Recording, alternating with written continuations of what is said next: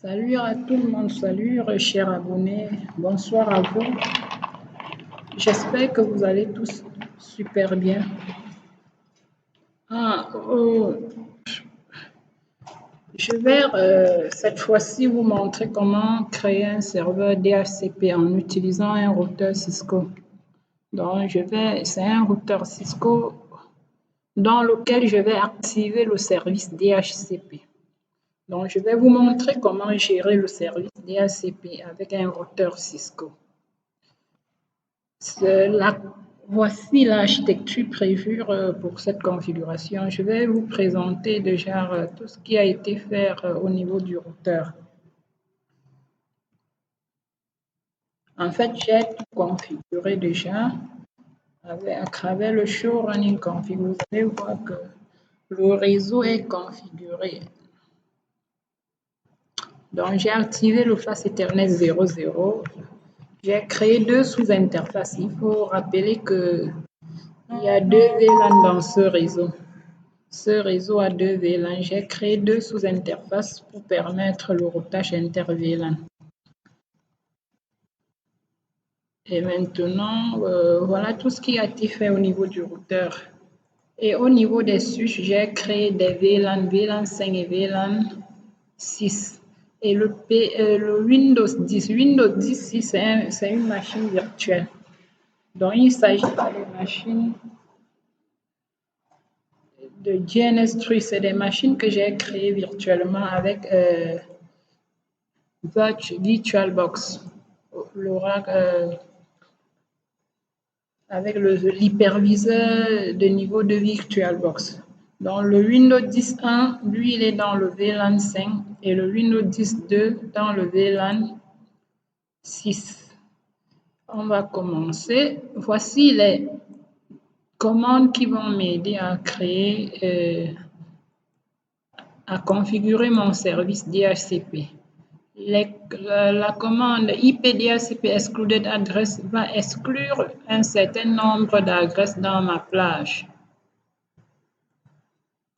Donc, les adresses exclues ne seront pas attribuées aux clients DHCP. C'est des adresses qui sont appelées à être configurées manuellement sur des machines fixes telles que les serveurs, les imprimantes, les passerelles par défaut, c'est-à-dire les interfaces de routeur aussi. Donc, toutes les machines qui doivent avoir une adresse fixe doivent avoir l'adresse IP être exclue dans les plages de l'étendue du DHCP avec la commande IP DHCP excluded address. Maintenant, après avoir réalisé cela, on crée les pools, c'est-à-dire on va créer les étendues. Je vais créer deux étendues respectivement pour le VLAN 5 et pour le VLAN 6. Donc pour le VLAN 5, le nom du pool sera P-6 VLAN-5. Et le network, c'est l'adresse. Je vais indiquer l'adresse du réseau, du sous-réseau VLAN 5, suivi de son masque. Et j'indique sa passerelle par défaut qui est la sous-interface 00.5 du routeur. Et je peux indiquer le DNS, le serveur DNS si ça existe avec la commande DNS server. Je peux également indiquer le nom de domaine avec l'option domain name et j'indique mon nom de domaine qui est emile.com ici. Ce paramètre permet d'indiquer la durée du bail. Vous savez que la durée du bail, c'est l'une des options du service DHCP. J'ai mis 86 400, c'est-à-dire un jour. La durée de bail, ça veut dire que après chaque un jour, les autres doivent chercher à contacter le serveur DHCP pour renouveler leur bail. J'ai réalisé la même chose avec le VLAN 6. Le nom du pool l'adresse réseau et la plage, le default router, c'est-à-dire la passerelle par défaut, le serveur DNS en adresse, nom de domaine et la durée de bail. Donc voilà un peu ce qu'on va faire pour que la machine, à la fin on va tester. Vous allez voir vous-même que nous allons voir ensemble que mes deux machines virtuelles seront agressées automatiquement. En fait, DHCP signifie Dynamic Host Configuration Protocol. Ce protocole permet est utilisé pour archiver automatiquement les adresses IP, c'est-à-dire pour assurer la configuration TCP/IP des autres, c'est-à-dire attribuer à chaque autre client du réseau une adresse IP, un masque et d'autres options. Allons-y. En mode configuration globale, je tape IP DHCP excluded address 10.10.5.1. J'exclus de 1 à 9, c'est-à-dire que mon DHCP va commencer l'allocation des adresses à partir de 10, à partir de point 10. 10.10.6.1.10.10.6.9. Donc, j'exclus pour les deux VM. Après, je crée les deux poules. Une poule pour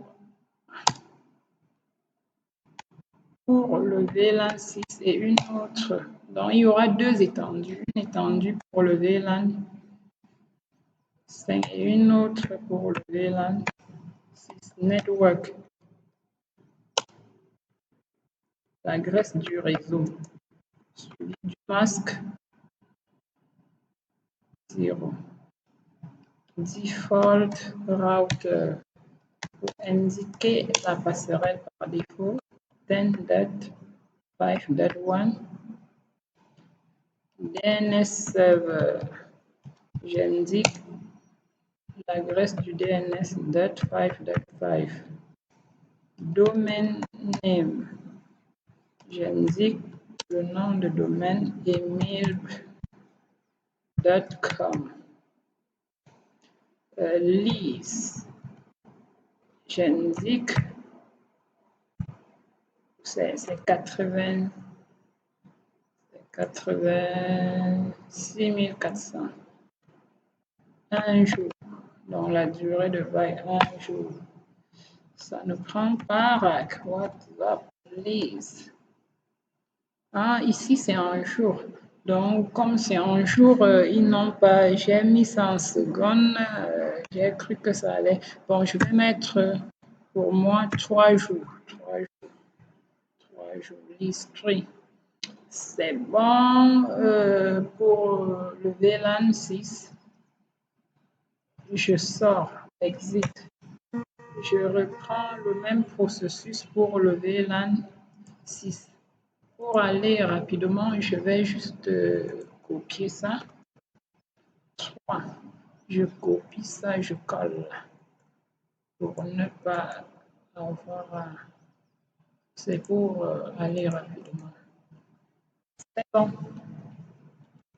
And show run.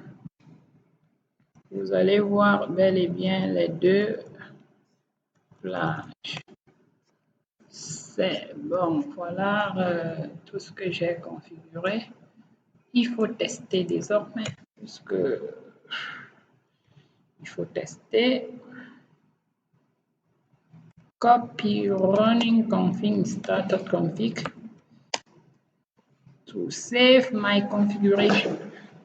I must save the configuration from the running config to the startup config. That's fine. I have to test my virtual machines Windows 10.1 and Windows 10.2. Power on. Je vais les allumer. Ce sont des machines virtuelles. J'allume et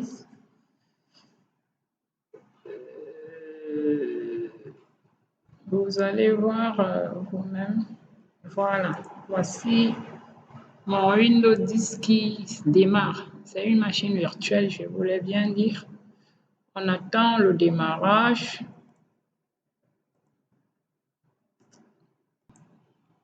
Bon, mon Windows 10, c'est bien démarré. Je vais vérifier sa configuration. IP, IPv4. Let's check. C'est en train de chercher.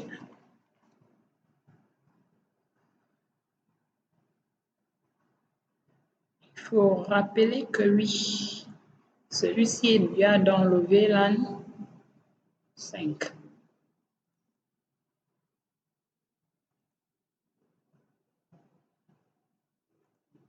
Il est dans le VLAN 5.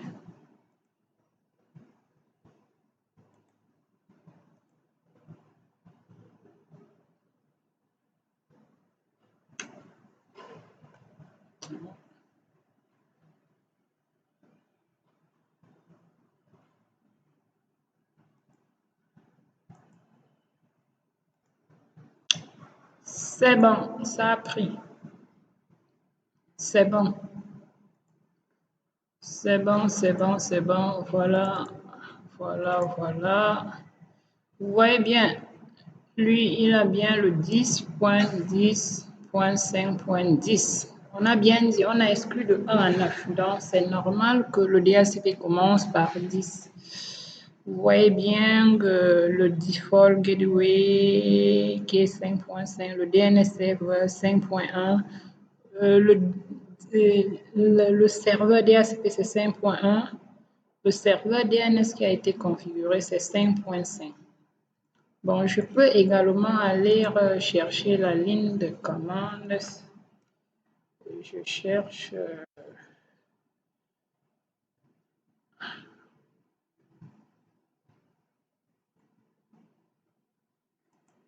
ou alors PowerShell. Why not? PowerShell.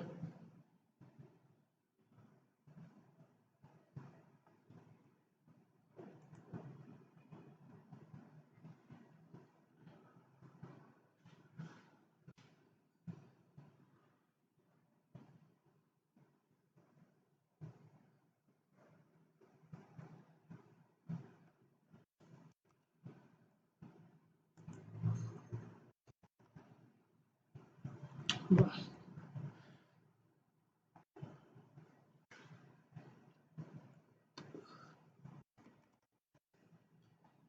La machine est un peu lente. C'est lent.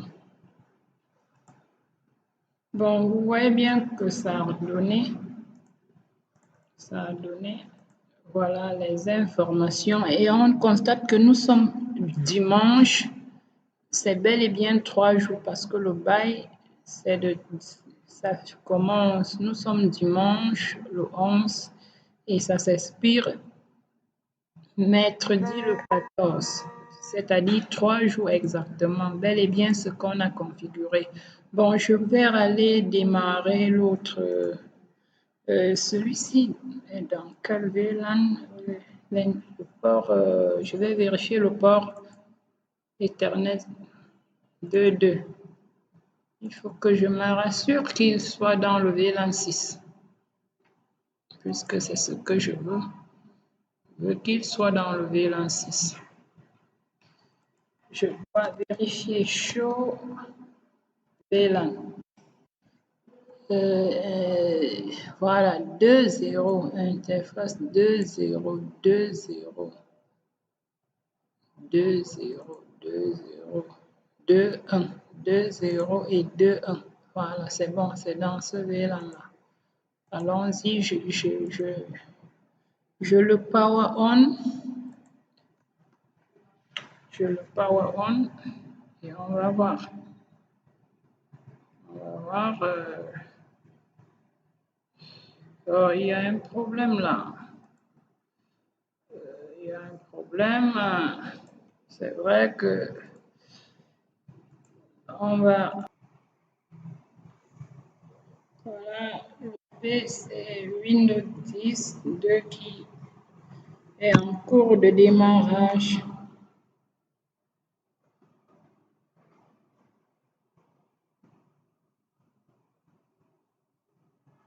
On verra.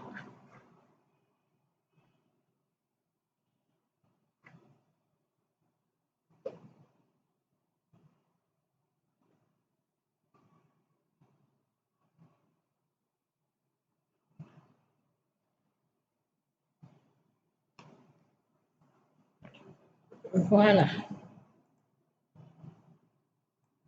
je vérifie. Lui, il est dans le VLAN 6. Ce percé. Is in VLAN 6. VLAN 6. On patiente. C'est vraiment, la machine est un peu, le fait d'allumer tout ça, ça a consommé assez de ressources. Il n'y en a plus assez pour permettre le fonctionnement de la machine. C'est un peu ça l'inconvénient d'utiliser GNS3 ici. Et voilà, c'est bon. C'est bon. Donc ça bouffe beaucoup bien la bande. Il faut vraiment une machine très performante. Étant donné que j'ai lié ça aux machines virtuelles, c'est un peu ça qui aggrave la situation. Bon, je peux déjà vérifier. Vous voyez que c'est le 10.10.6.10. Là, et on constate que le bail est aussi bien correct. Dimanche, nous sommes dimanche, ça expire vendredi, mercredi, c'est-à-dire 3 jours. On voit bien que le default gateway est correct. DNS server correct 5.5 et c'est tout. Voilà un peu ce que je devais vous montrer concernant le service DHCP. Bon, je vais arrêter pour l'instant et portez-vous bien. Likez mes vidéos, beaucoup de likes, j'en ai besoin, et partagez. Merci encore.